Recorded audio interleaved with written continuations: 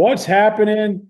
Here we are. It is the Dirty South podcast with Brant Parsons, Essie Russell, yours truly. And we're a week out of state duels. And unfortunately, I wasn't able to be there. My son was down at Lake Gibson. I mean, not Lake Gibson, George Jenkins. And then, and I just wasn't feeling great with the surgery and stuff. So I kind of rested, came back home and rested a little bit. But I did have some photographers there and posters. I know Brant, you were there. I know I was trying to catch some of it on the TV that kept, we got to see it periodically.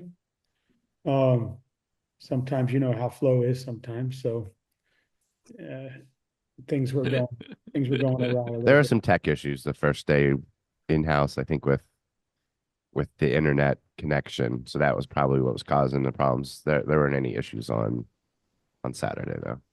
Yeah, Saturday. It's one of those things. I mean, honestly, it's just kind of look. I think it's important everybody understands, right? I mean, we're not keeping stuff on paper, pencil, and like moving bout sheets from one place to another, and having some sweaty kid walk up a bout sheet that's been Yeah, crumpled up and put it into a little box. So you know what? We're not. It's not perfect, but I'll still take it way more 100% of the absolutely. time And I they than would, I worked what would, what we I had would before. they listen. I worked would well tell. through it. And the only time did hear one coach at one point said, "Well, I use paper ballots. Let's do it." Yeah, But I other would than take the that, it was Osceola. I would take the Osceola team over everybody very well run to tournament. to run a tournament. And so they Yeah, were top notch. But man, I know Jason, you were in Georgia I chasing was down in Alabama. I was Alabama, in Alabama chasing this. down the final fours. And I know Brant, you were at the state duels both days. So I'm going to have to default a lot to you guys because I wasn't and I didn't. I saw, I'm on a chat with you guys, which is great because I get to see and listen and talk, and you guys always tell me what's going on. So that's awesome. And then like I said, I caught a few things. I tried to catch some of the finals, and that was awesome Yeah. until my I wife took me out for screws. I'm excited. Yeah, everybody's kind of in a different spot now. We hit state duels pretty similar at the same time in all the states that I cover. Really focusing more on Alabama, Georgia, and Florida now, not as much the other parts of the Southeast, simply because I got a new job and I'm working 100 hours, and that's just the way that works. Yeah. But it's so much fun because Georgia turns to their district, region, state like next 3 weeks. It's not district, region, state. That's not what they call it. But to give Florida people an idea of what the process is, they're beginning their 3 week run to a state tournament in 3 weeks. Florida, we have a little bit of a break.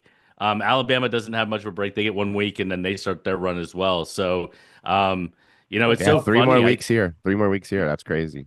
I always ask the question. I did an interview with all the state championship coaches after the duels, and I always ask them, do they change the mindset in the room after a duel, kind of focused on duels? Do they change it for individuals? And it's so fascinating to me that they all come up with different answers. Yeah.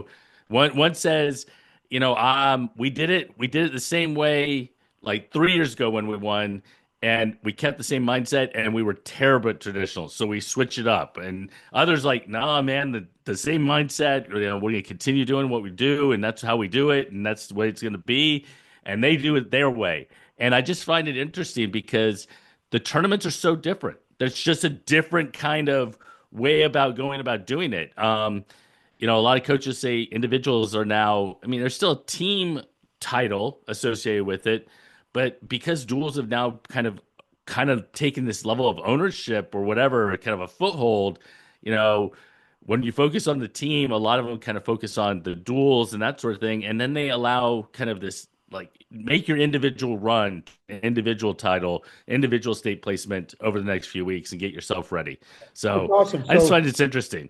yeah, so what I'd love to do is just get right into it and say to you guys. So first, 1A, um, Brant Are we and doing Florida first? Jason. Yeah, Let's Yeah, we'll do let's Florida. Florida let's first. let's start with the hardest run and go to the I let's start So with you want Tampa me? Jesuit. Let's Okay, start with so 2A. here's my question. So if you want to start with 2A, then my questions are, um, What surprised you the most? Were there any surprises there? And was there any like single athlete or a couple athletes that maybe stuck out to you uh, that you were like impressed with? Well, I mean, with 2A, and apologies to everyone out there if anyone hasn't seen my website. I am sick, have been sick, and so if I have to stop halfway through and cough, I'll hit my mute button. Please do. Tampa Jesuit came in, and their path was Lake Gibson, the six-time dual state champion, Somerset, the two-time state duals champion, and Charlotte, an eight-time region finalist. And they battled through each one. Each one was different. It started on Friday, Lake Gibson. That's when everybody was talking about. Everybody's talking about leading up to it. Everybody was there. 3A people came early. I talked to 1A coaches after their matches, and their team had lost. And I was like, "So what's next?" And they're like, "Oh, we're hanging around for a couple hours, so we'll go to the next thing." And the energy was there early. And this is a big rivalry. Uh, there's a lot of respect between the two. It was back and forth. Uh, we talked about it here going into the weekend, how key coin flips are and how key starting weights are, and got a chance to know a little bit of the Lake Gibson mindset going in. They went over a couple plans with me, off the record before the match, obviously. And I think they were shocked with who Jesuit put out at 65. It kind of changed a little bit of momentum there. But then they kind of recovered. They got a big win, and I didn't have internet at my my hotel that worked, so I didn't get a chance to write the game stories that I wanted that night. But heavyweight Anthony Rametta is the name, and in case you hadn't heard it, on Tampa Jesuit, he's a football player. He came out as a freshman and got injured and did not come out last year. Came out this year, so he's wrestled 2 months, 3 months in the Jesuit room. Gets a pin at 285, and in a match where those 6 points were so key. I think Lake Gibson was counting on 3 or 4 points there. You could see the deflation on Lake Gibson's side. I don't think it wasn't the final nail in it. Jesuit, I think, just had 1 or 2 extra hitters anyway. They ended up winning by I don't have the score right in front of me. But that just changed everything. And I talked to Coach Walker afterwards. And he's like, it was heavyweight. That just changed it. I talked to Sal afterwards. He's like, oh, heavyweight. That was a big momentum swing. And So then the other, I was just going to say the thing that stood out to me, and I was watching from afar, right? But the number of 1 point matches in that duel Yeah. was kind of crazy. RJ beating Leto, like 2-1, and then you had down at 26, you had Reed Yakes winning by a point over the Lake Gibson kid. You started at 65. I think that was a 1 point match. Yeah. So it's so fascinating. You have just this, so like they're so close, and that 1 point in one match can be such a deciding factor. And you had so many 1 point matches. It was just kind of crazy. Well, and Yeah. and sticking with 2A, and you were there, Brant. Again, I was not, so I'm not going to say. Don't go away from Jesuit yet. If you're going off of Jesuit, let's finish Jesuit. No, we're staying on Jesuit. Okay. Talk about that Somerset duel. Wow. Yeah. Before I get to Somerset, I just wanted to the one match I pointed out in Tampa Jesuit and Lake Gibson was a 2 versus 1, and it ended up being maybe not as significant by the time they wrestled, but Xavier Albo avenges a knockout loss with a sudden victory over Jaden Oliver. Just the match was kind of in place then, but a huge invested match on both sides, a fun one to watch. And we're going to see them wrestle probably 2 or 3 more times. A lot of these we're going to see a few times, I think, at least them a couple times with regions and states. Somerset was Saturday morning. As loud as that place has been, that match going on, Matter Lake's going against Merritt Island. You had some other close semifinals going on. The place was so loud. And Somerset comes out first match. Tristan Sains beats Mason Basile in sudden victory. Then the next match, you have KJ come out and he beats Eric Hodge. Another avenged, another loss avenged. He beat him 4-1, and then it was on. And again, you the way they start these matches, it was started at 50. They repooled, which I don't understand. That's a whole other topic we'll have to get into someday. Why they repool on the second day when they don't do that at normal dual tournaments. But that's neither here nor there. But they repool start at, is that what it is? But you weigh in twice. You weigh in twice at a 2-day duels tournament, though. Do you not? Yeah. So it's a good question. His coaches were asking me about it. And they're like, we don't use it. So anyway, they redraw. 50 comes up. That's a good start for Somerset. They're a little tougher at the upper weights. They go on. They build a 22-9 lead. And then in the last 7 matches, Jesuit wins 6 of them. And talking to Joe Blasucci before the weekend, we talked on Friday when he got there. They had 14 guys, 14 weights. Everybody was on weight. Everybody was right where they wanted to be. And he said going against Jesuit, he thought that their chance would be if they can keep them from getting bonus points. And in those last 7 matches, Jesuit got bonus points in 5 of them. And they had 4 majors. They had a pin. They had majors and 2 versus 6, 2 versus 4 matches they're supposed to win. And they got bonuses in them. They had a pin in a 2 versus 9. And that was the difference. And you saw the top wrestlers for Jesuit come out there and not just take care of what they need to do, but get those key bonus points. They end up winning the match by 6 points, I believe. So I think the final match that did it, right? I'm sorry. Yeah, it went into the final match. They were up 2, and then they got a major decision win.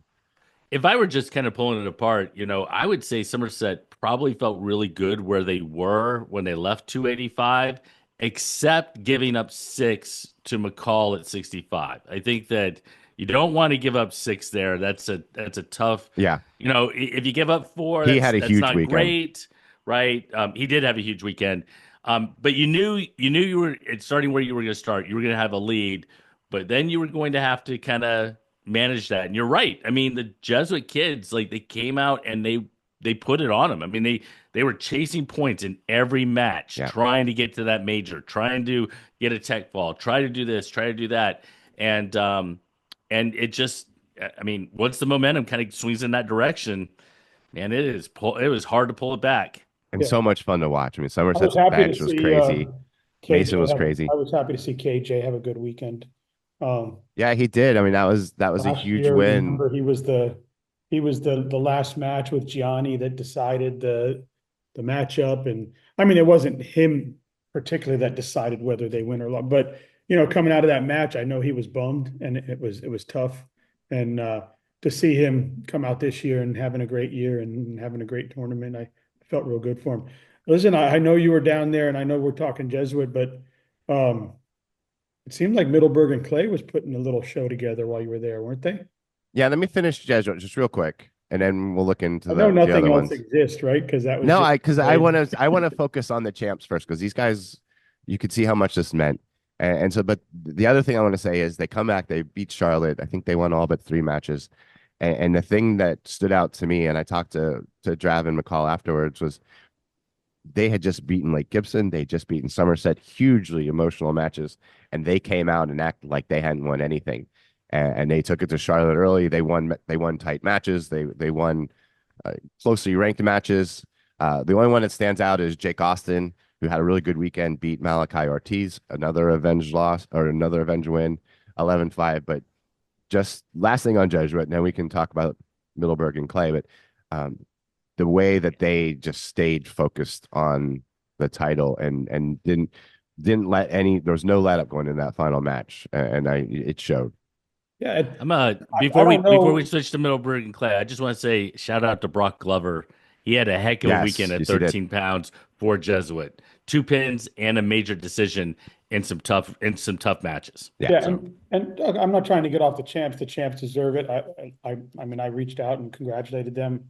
And I don't know if is that the direction we want to go? Do we want to just go through this and say, hey, these people won it? Talk about the way the tournament. No, I'm just being a salty radio guy, trying to just keep us on the. No, I mean, it seemed like I think we talk about the champs all the way through, and then let's highlight like a couple other matches in one of the other classes. Well, then we'll do that. Now that we went through the champs, What are some other highlights that you took away from 2A, Brant or Jason? Well, I mean, so for me, Somerset, I wasn't surprised they put it on Jensen Beach. That wasn't a surprise, but maybe how much they put it on Jensen Beach might have been. Kind of looked really good going into the Jesuit match. Everybody was focused on Jesuit versus Gibson day one, and they should have been. I mean, it was gonna be the match to watch. But I'll tell you what, Braden River came out and competed. I thought they Wrestled really wrestled well. extremely well. And like you said, Dan, Clay and Middleburg was a fun one to watch. There was a lot of really good matches in it. And there wasn't, in my opinion, except for maybe Somerset really putting it on Jensen Beach, there wasn't a blowout. Like, I mean, these were competitive duels in 2A all across the board, back and forth, like, wrestling tough with one another. It just goes to show you how deep the classification is, in my opinion. Absolutely. It was awesome. Fun to watch. I'm sure fun to be there. It's always fun to be there. You guys want to slide over to one, or you want to do one or three first, Brant? Let's do 1A because I want to spend time on South Dade, but the excitement going in level went 2A, 1A, 3A. Yeah. But Matter Lakes and the thing that stands out to me is they wrestled well all weekend. Um, Yep. they wrestled Merritt Island well. They had wins from guys there that you wouldn't expect. I mean, it ended up not being as close as I thought. I mean, kudos to Merritt Island for a great dual season. But this Matter Lakes team was on a mission, and they were close last year. And I know I wrote about it, and they lost to Somerset. They felt they should have beat Somerset, and Somerset folks, a couple of comments were made like, yeah, well, they didn't. And I'm like, yeah, they know they didn't. They weren't saying that they should. They thought they were better than Somerset. It's just a duel they thought they could have won, and they didn't. But that kind of turned things around for them. It became like this year-long journey, year-plus long journey to get back to this. And you could see it, talking to Damian Soto, talking to the coaches. And then they had that close call, which we've talked about with Cardinal Gibbons in the district final, where they needed a pin in the final match to win it by a single point. And they said it was the best thing that happened to them. And you could see this team Mm-hmm. was They've been unfazed. turned on since that moment, haven't Yeah, they? I think they've won all their matches, but an average of 38 points. From regions on. You had Keegan Messina, Kellen Messina, Bruce Lee, Kenya Alvarado, Calais Nazario, Damian Soto all went 3-0 this weekend. And JD said to me that he felt like 300 pounds were lifted off his back. yeah, Um, yeah, to tell you a little something about it, which stood out to me, and it's not making fun of them, but while they were setting up for the state finals, they were sitting in chairs along the side because they didn't realize that this finals actually are like, you go sit over there, because it was that new to them, but they were unfazed by the moment. Um, so they really stood. They came in there. They weren't. It may have been a first time for them, but you would not have guessed it when they started. And really, all the finals were kind of anticlimactic. We've already talked about that. Yes. Yeah. and 1A. So shout out to Mater Lakes for getting it done. You had a St. John Newman that made a hell of a run. And then Yes. one kid that I noticed that had a really great weekend was Landon Caroga. He did. He wrestled up. Well, maybe he wrestled up. Wrestled really well in his matches. St. John Newman had just a phenomenal weekend. And listen, this is a team we talked about last week that kind of has like the pieces. Like it seemed like every Mm-hmm. other piece was a ranked Mm-hmm. wrestler and some young guys coming in. They had guys step up. Their duel against Swanee was fantastic in the Absolutely semifinals. great. Right. Probably the best duel in 1A, no doubt. Yeah, Yeah. one of the best duels of the weekend, if not the best. They rally. They score 24 of the final 27. They take a risk, moving some guys around, and it pays off. And and Jordan Blumberg seals it with a pin at the end.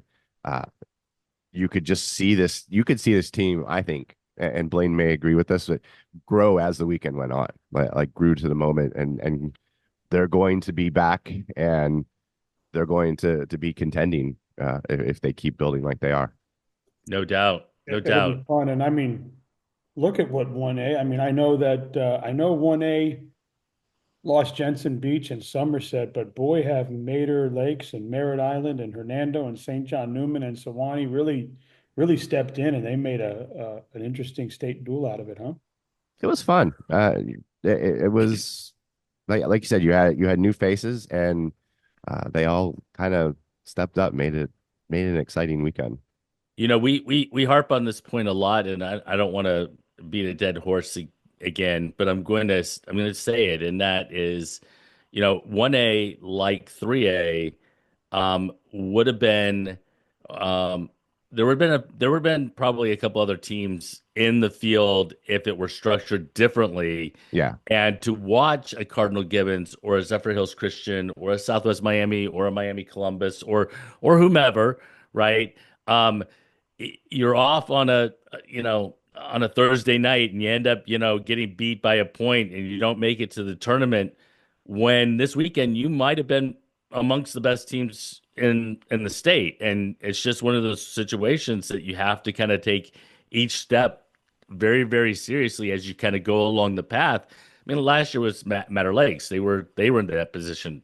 yep. So, I think that we do focus on this weekend, but there were a lot of teams that are still absolutely awesome, and they can make a run when we talk about traditional coming up. Yeah, I mean, Yep. I agree with you. Like that Southwest and Columbus, they could have probably hit this tournament and did some damage, right? But They would have had some spots where they could have won. It's kind of a mixed bag. Yeah, it's not going to change right, No, it's anytime not going to soon. change. no, It's not going to And change. it does stink on that end, but it does allow teams from other areas of the state Absolutely. that come here and they may not, you know, I'm not like, being critical. no, I'm just I'm saying not saying being critical. what I'm I- saying what I'm I'm what looking I'm at a trying to say positive. is what I'm trying to say is that if you are an outsider kind of looking in, don't necessarily think this is 1 through 8, Yeah. right? I mean, Yes. that's just the way you have to look at it.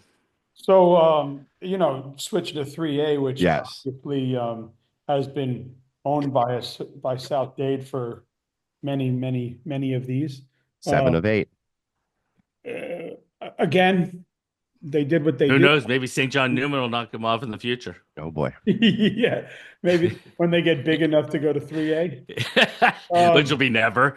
Never, never. So, yeah, I mean, listen, kudos to Ison. The one year he was able to bring a team in to To do that. do it, no doubt. 3A, man, what awesome. We had a lot of teams in there, as you said last week, that were new to the dance.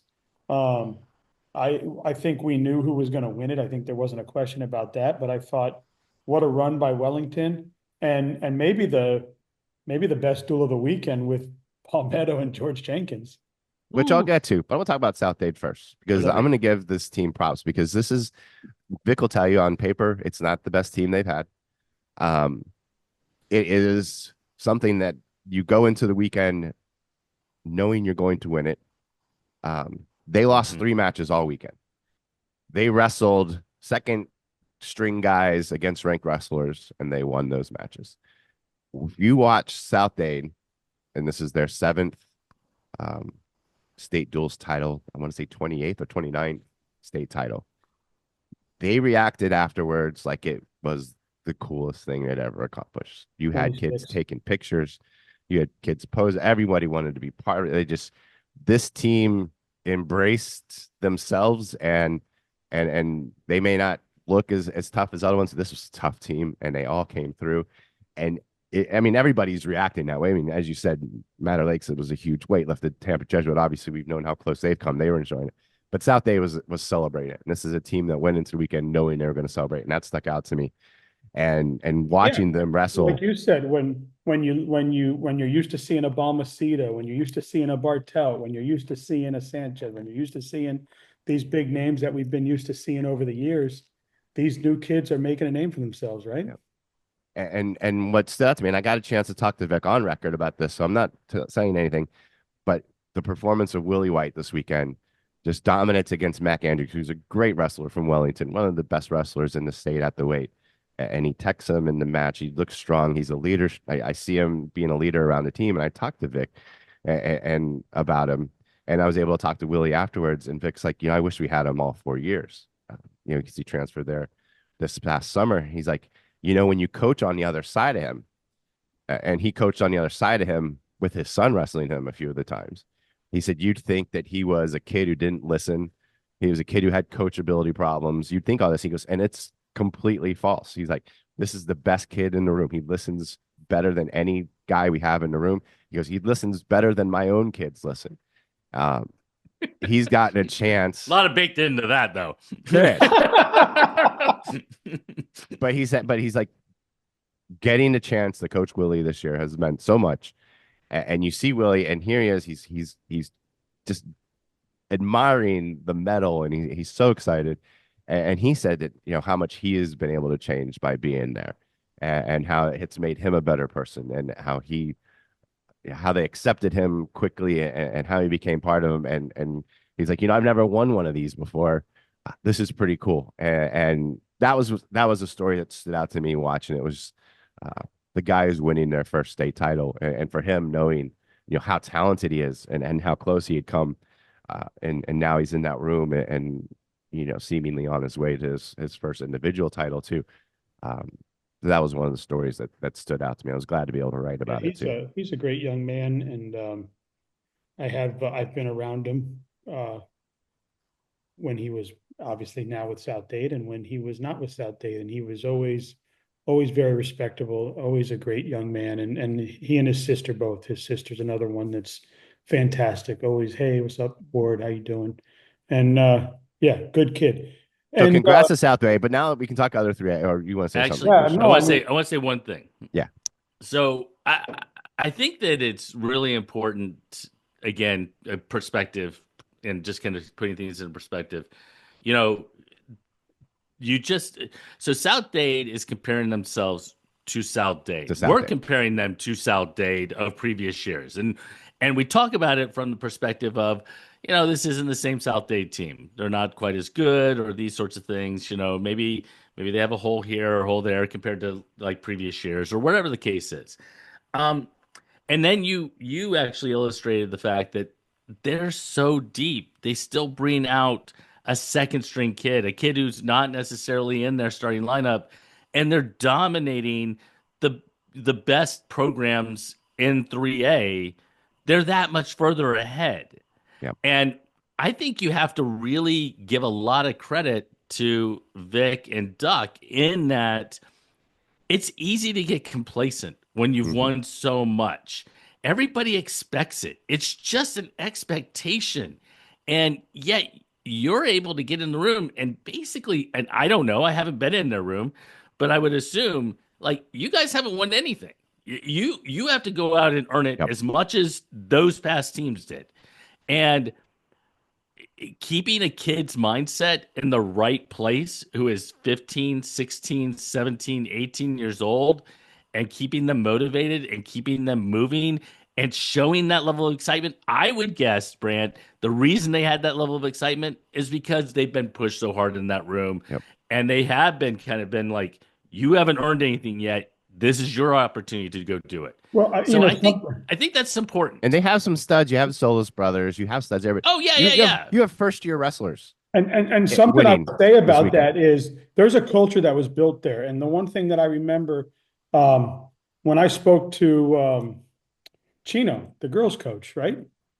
He started a girls team there, and they're coming up, and they're starting to be formidable, and they're There they doing are. well. And he said to me, "There's even though they're not on the boys team, they're on the girls team. But when you wrestle at South Dade, when they put on that singlet, the girls would tell him like we feel immediately like we have something that Oh, yeah. we have to prove because of who we are, right? And Yeah.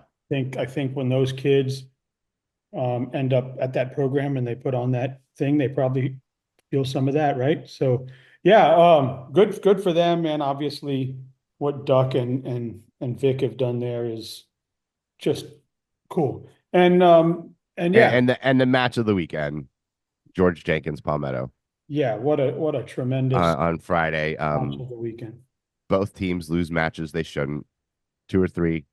Um, each team left points out on the other side, and it comes down to the last match, and Tyler Davis misses weight Friday morning or Friday afternoon, so he has to wrestle up at 157 to send it to Criteria, which they know they'll win. George Jenkins needs him to win by pin. He's up 11-0, 11-0, and so this is his last chance on this takedown. He gets a takedown, he gets the pin. I talked to Gavin afterwards. He's like, we were actually before that thinking about giving up a takedown to give us a couple more chances. Like, because a tech loses the duel. Yeah, And with 3 points yeah, for a takedown, you put him on his back. That's it. Um, and so uh, they decide not to give up the takedown to make it 11-3. To give him two chances, and he comes through, gets a takedown, puts him on his back, and wins the duel with a pin. And it was crazy up into that point, back and forth, and high emotions, and just tremendous performance by both sides. Tremendous by George Jenkins to get the win. Tremendous by Palmetto. They showed how tough they are. They won. They beat Manatee last night in a duel. This is a team, a veteran team that has wanted to make a name for himself. And even though they didn't win this duel, I think they did just in how they battled. Yeah. But Tyler Davis, man, that was as big as it comes. You got one more chance to get a pin, and you do it. yeah. Yeah, That's I mean, huge. I've spoke to both sides, but one thing that stuck out to me is, I spoke to Coach Thomas, and he said, there wasn't one thing that lost us that match. There was several situations there that we should have done better. We were up on a 106. We were up And here, he got pinned. and we just 106 was up, and he got pinned. yeah, we just didn't pull it off. And then you talk to George Jenkins, and yeah, they're happy with the progress of the direction of the program. They're happy with the work they're putting in. They had a couple of kids that, obviously South Dade just spanked everybody, right? But they were really happy with a couple of their kids that even went on to South Dade. They had a couple 2-0 losses, and a 12-7 loss. So that shows some growth at those weights where those kids are getting better. So, yeah, I think that match was the only 1 point match of the weekend, right? Yeah, I think Yeah, so. Hmm. there were there were other close There ones, were other but that was close the one, ones, but that was the 1 point match. So and it You was know as what? criteria. You as know, the sorry, go ahead. I was just gonna say, you look around 3A, and except for Osceola giving up forfeits in their match against Yeah, like four or Wellington, five of and them. Yeah, yeah, I looked through it, and I watched some of it, and I just was really impressed with the level of competition all the way through 3A. I thought that we have some teams that are super close to one another. If some of those other teams matched up against another team, you might have gone a different direction. It was just really interesting. I mean, Flagler Pump Coast Haggerty, that was a yep. good duel. Huge, Wellington, huge win for Haggerty. First, they fifth time going, first region yep, final. Congrats to them, and obviously congrats Wellington, second time in the finals. But yeah, go on. no, it was just a lot of fun to watch. I mean, date is always fun to watch, but I love close duels. I love things that kind of shift. I hate it for the kid who is up, by 5 points, and then next thing you know, he gets flipped to his back and pinned. It happened in Alabama, and you just saw this momentum switch, Yep. and it was just, it's the nature of the duels, which makes it so much fun to watch. Yeah, and the sliding that happens and the moving that happens, it was awesome. I know we want to talk about Alabama a bit and things that are coming up, but before we put a bow on the state duels, I wanted to ask you guys, whether they were on a winning team, whether they were this and that and the other thing. Were there any kids in any of the classifications that you were like, wow, that kid really surprised me this weekend, or wow, I never really get, like, sometimes, Brant, I send you a name from a tournament. I'm like, hey, have you heard of Yeah. this kid? This kid's really good, and you're like, Honestly, I've listed unfortunately, all my kids. you're like, But Jason may have a few. unfortunately, I don't get much about from that coach. And I'm like, well, I just watched him wrestle. He's pretty damn good. And you're like, well, thanks. But I know we named some kids, but was there anybody that really stuck out to you guys that was like, wow, what a great tournament they had? So I think we've named a lot of them. I mean, I was looking at Jesuit. It's easy to look at the teams that have multiple matches and that sort of thing to kind of see how they do over multiple matches and that sort of thing. I talked about Brock Glover, kind of. I mean, it was a little bit of a surprise or whatever. Yuli wrestled really, really well, and I thought Caden Ricks at 285 Yes. going out and getting a pin against Holden Corbin. was, I mean, we were texting, we were talking, I mean, amongst the three of us about that match, about that duel, and that was a huge 6 points for that team. Now, Yulee 33 didn't end second up long. winning. They didn't end up winning, but that was a huge win Yeah. individually for him to get, you know, that pin and everything else. So, and I thought that was one that I would kind of point out. How I mean, about the cool thing is to see guys that you don't usually see. I mean, uh, Hmm. the 190 for Anclote, Elijah Willis. He's super tall. It was just it stood out to me, and he wrestled well. He got a pin, and he's taller than me. And uh, but it was just we don't get to see these guys. I haven't seen Anclote. You know, this is my chance to see some teams that maybe I don't see. And that's what's neat. And like, you know, get to see Julian Bell wrestle for Anclote in person. You know, get to see um, schools that may not wrestle in the big stuff all the time, and you get a chance to Yeah. they get the chance to be there, and selfishly we get a chance to watch them. So, you know, you might also look to like a Mark Buffante, I think is that how you say Mark's Yes. last name? So, you know, he got a 7-6 win over Caleb Williams. Yep. Kept it from Is a being a setup. huge win. Yeah. Huge win And that's an upset win. in a duel that, you know, Dade was, you know, was taking care of business, but you know, it's still one of those things that's an individual going out competing, you know, the best that they can, and it's a huge win. So, Yeah. Big win. Well, yeah, that's awesome. Anyway, George Jenkins, shout out on the boys' side to Lake Highland Prep, on the girls' side to Freedom, who brought home those titles. Briefly on George Jenkins, wow, over 800 wrestlers, 900 wrestlers. It was absolutely insane. It was incredible. You know, they put mats everywhere. I think there was a mat in front of the bathroom, a mat in front of the stall, a mat in front of the room, a mat. They had mats everywhere that you can put mats, which shout out to them. I know the first day was really, really, I'm sure a struggle on their part with half their staff being up at state duels. I know some of them came back for the next day and really ran it.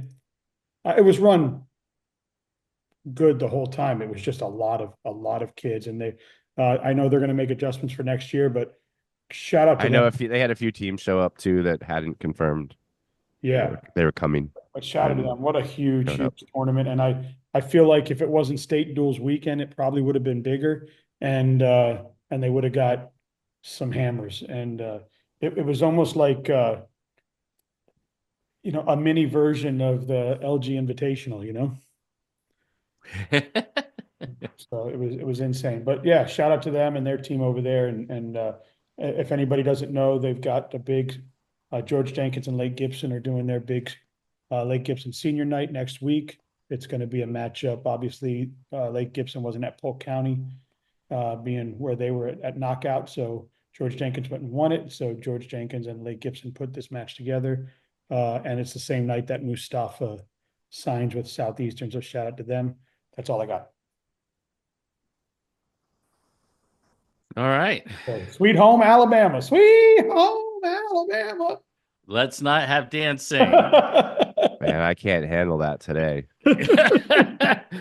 So, you know what, guys? You would have been losing your mind if you were in Alabama. So, I just it's so fascinating what played out. So, four classifications, smallest classification, Tallahassee, small school, Bent State runners up a couple years in a row, pretty much dominated their class, ran to a title. I got to talk to Coach Mask after the match, actually before the finals match. He's like, "Man, I hope we got one more in us." I'm thinking to myself, "You guys have been like killing everybody." But I'm with you. You know, you've come up short twice before, so I totally get it. You know, we talked about the match switches or changes on a dime. You know, Beauregard and Elmore County, two schools who have, I don't know that they've ever really been to the Final Four in Alabama, were there. Kids winning. Next thing you know, he gets flipped to his back and pinned, and then the duel goes off the rails, and you know, and one team beats another team. But probably if you were going to go with the highlights, I think the highlights are these: Tallahassee dominated 1A, 4A. Scottsboro dominated in 5A. They look great. Um, and I think I said Beauregard in Elmore County, and that wasn't right. It was Beauregard in Springville. Anyway, 6A. Mount Brook, who was a team that came down to the state of Florida and the knockout and actually wrestled exceptionally well down at the knockout. They won their third dual state title. They came in with a little bit of chip on their shoulder. We did a show, myself and Eric Shankles did a show last week, and he picked against them. He picked Athens to beat them, and sure enough, man, they used that motivation all week long. They told me that they were motivated to prove him wrong. And they did. They got up. I think they got up because it started in the right place for them. They got up like 35-0. Wow. Now, Athens hit their hammers and started coming back. But once you put up 35 points, it's going to be pretty hard to make a comeback from there. But by far, the biggest thing that happened in the state of Alabama was this, and that is Huntsville made a run to their third 7A title. 7A is the largest classification in Alabama, but it was wild. What happened was that What happened was yeah, well, serious, because this is actually going to be you're going to be like, what in the world was this? What in the world? Okay, so it came down to this. Huntsville's 126 pounder is wrestling Vestavia Hills' 126 pounder. Vestavia Hills 126 pounder, defending state champ, everything else, loses in sudden victory. Okay. He has some choice words. He gets an unsportsmanlike conduct penalty against him. Uh-oh. Okay. Ooh.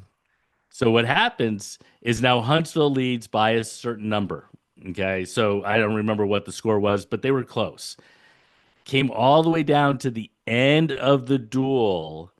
That 1 point made it a tiebreaker. Vestavia would have won 33-32, but because of that point being taken away back at 126 pounds, we finished at 190, being taken away there, it became 32-32, and then that unsportsmanlike is what cost them the criteria. state title.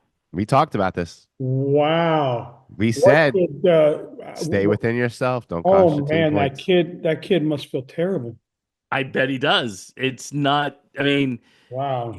something that happened way back in the duel, right? Way back in the duel. You had no idea it was going to have an impact, but it not only had an impact one time, right? In that it cost them a team point or whatever. Then it comes down to tiebreaker. And I mean, that's it's the like first a one double every time. whammy of going against you. So Huntsville wins their third state title. Vestavia looked great. I'll tell you what, it was wild. It was a wild scene to understand kind of what happened because Brant, you and I, we're kind of following along, and I'm sure Dan's the same way. We're following along, and you're sitting there going, because you were talking about one of the other duels. You're like, okay, we have to have 6 here. Well, it was one of the matches at the very end of the duel that you're like, if we don't get 6 here, and it was the second to last match, we get a technical fall.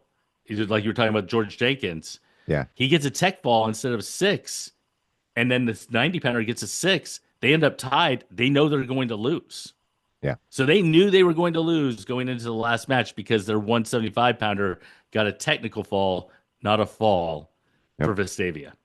So it was a wild weekend. It was a lot of fun, man. Some good wrestling, and just again, I love duels. I just absolutely can't tell you how awesome they are. And the 3-point takedown Yes. makes techs quicker and easier. And some of those matches that end up techs, probably some of them may be falls in previous years because 2 points of takedown takes a little more time to get up there. But now you've got 3-point takedown, 4-point near fall. You only get a couple of shots to put someone on the back. And if you don't get it, then you're getting 5 instead of 6. Yeah, so so actually, falls this weekend. So actually, what happened in what I was talking about was that 175-pound match in the Vestavia match. The kid who got the tech, he got a takedown for 3, a 4-point near fall, almost had him pinned, flipped him over again, had another 4-point near fall. He's up 11-0 after the end of the first period, and I'm sure the conversation is going, man, should we allow him to take me down so that I don't run into a tech fall? So George But Jenkins was talking about right, because right. you So need more chances. you need more opportunities. Otherwise, you're not going to be able to get that 1 point, and that 1 point is going to make a difference. Yep, It's it's awesome. crazy. So I Well, love duels. I know, I know you got to get off to the MRI, I do. Thank you for MCL. You carrying know, us. photography is a Heavy, heavy load. photography Yes, is it is. a very competitive sport, and I know you really hurt yourself there. Well, But when you're elbowing me out of the way, that's what happens. yeah, well, listen, going into the weekend, two of the biggest tournaments that happen every year, Colby Singleton and Live Greco, are happening, or Live Greco are happening this weekend. One's got 21 teams, one's got 30 teams. Uh, and I'm sure the best teams in our state will be around there, competing there. There's a bunch of other stuff. There's duels going on, and there's different things, but I think that's probably the two that everybody's going to be looking at, right, Brant? Yeah, I mean, I'll be honest. I'm still doing because I He's was still in doing bed rankings. since I He's was trying in to catch bed up. for 3 days. I've been Yeah. working on rankings the past 2 days. I haven't looked completely ahead. Colby is obviously the big tournament as far as the big guns, but really after this weekend, and even I don't know if there's any starting this weekend, but we're in county championship time. You're gonna have a lot of Yeah. county tournaments. Some of them are great. GMACs are always a big one. Um, Hillsborough will have their 2 day tournament. Yeah, Metro. The girls GMAC is this weekend. Yeah, girls Metro is this weekend. So while you have Colby, last year, the week after Colby, you had Lake Gibson. They've moved theirs because of it. But what we're doing now is that, as you talked about, Jason, teams are switching into IBT mode. Um, you're also finishing up the year, and most teams don't like the rest of the last weekend. So we got like 2 more weekends of really heavy stuff, and most of it next weekend will be your conference championship, your county championship, whatever it is that you wrestle in. Um, Kind of wrapping it up and getting ready. I was before the show. I was taking a shower to try to clear out my um, chest so I didn't sound terrible. And I said, and I was like, I got to start thinking, like, start planning for postseason because that's where everybody's going. I mean, it's kind of wrapping in. It's crazy that you get out of state duels. And you're like, wow, 3 weeks to go, and really only two of those are competitive. Yeah. So that's kind of Got watch teams get ready, watch some folks rests, uh, watch for a few more surprising weight changes, and get excited for mid-February. Just like you said, girls GMAC's coming up, but they got the girls Polk County Championship this weekend, and then I know the following weekend is the Broward County Championships at Palm Beach or whatever they call it down there, Pompano, Pompano Beach. So yeah, lots that's what starting they to call happen. it. Yep, lots starting Um, to happen. so as I'm finishing up kind of my thinking on this show, and as we gear up for IBTs and everything else, the thing that I'm thinking about is, guys, savor the last few weeks of the season. Yeah, Especially you seniors. This is the time when we have senior nights a lot, so many senior nights. Yep, and this is your opportunity to kind of reflect back upon all the work that gets put into the room, all the work that gets put on the road when you're running, watching your weight, being disciplined, everything else. This is your opportunity to enjoy this last kind of hurrah. And if you're making a run for a state title, your last opportunity to make that run for a state title. But seniors, this is it, man. Enjoy every last moment you can, because once it's gone, it's gone. yep. Agree. And before we sign off, obviously our thoughts and prayers are going out to DC right now. The tragedy that happened on the Potomac River. Um, just we feel for all the families in that situation. And so just our thoughts and prayers are with you. All right, guys. Yep. See you next week.